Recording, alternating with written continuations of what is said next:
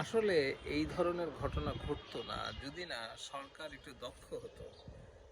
আমি দক্ষতার কথা বলছি এই জন্য যে যখন বাংলাদেশ স্বাধীন হলো তখন বিহারীদের ফেলে যাওয়া সম্পত্তি রাষ্ট্রীয়করণ করা হয়েছিল এবং বিভিন্ন প্রশাসনিক কাজে সেটাকে ব্যবহার করা হয়েছিল। শিল্প প্রতিষ্ঠান যেগুলো পরিত্যক্ত ছিল সেগুলো সরকার মুক্তিযোদ্ধা কল্যাণ ট্রাস্টকে দিয়েছে।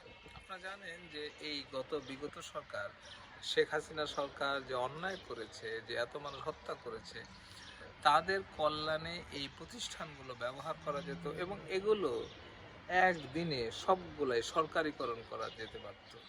এই বাড়ি সহ যতগুলো ইনফ্রাস্ট্রাকচার রয়েছে এবং আওয়ামী লীগ যেগুলো ফেলে গিয়েছে সেগুলো সরকারিকরণ করে জনগণের কল্যাণে ব্যবহার করা যেতে পারত।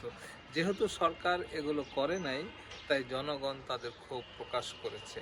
যদি সরকার এই প্রতিষ্ঠানগুলোকে সরকারিকরণ করে হাসপাতাল, মসজিদ, মাদ্রাসা, থানা বিভিন্ন কাজে ব্যবহার করত, তাহলে কিন্তু জনগণ এই কাজটি থেকে বিরত থাকত।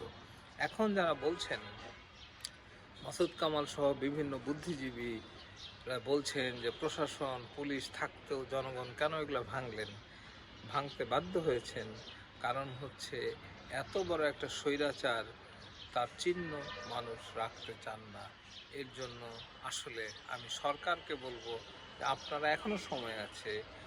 এই অবৈধ শত শত কোটি টাকা যারা লুটপাট করে অবৈধ ইনফ্রাস্ট্রাকচার যারা তৈরি করেছে, এটি না হয় অনেক দিনের পুরনো একটু বাড়ি, কিন্তু আপনারা দেখবেন সারা দেশে আওয়ামী লীগের এমপি, নেতা, কর্মীরা বিগত 15 বছরে যে অট্টালিকা, যে ইনফ্রাস্ট্রাকচার তৈরি করেছে, সেগুলি এখনই রাষ্ট্রীয়করণ করা প্রয়োজন এবং এগুলোতে মানব কল্যাণের জন্য বিভিন্ন প্রতিষ্ঠান তৈরি করা যেতে পারে।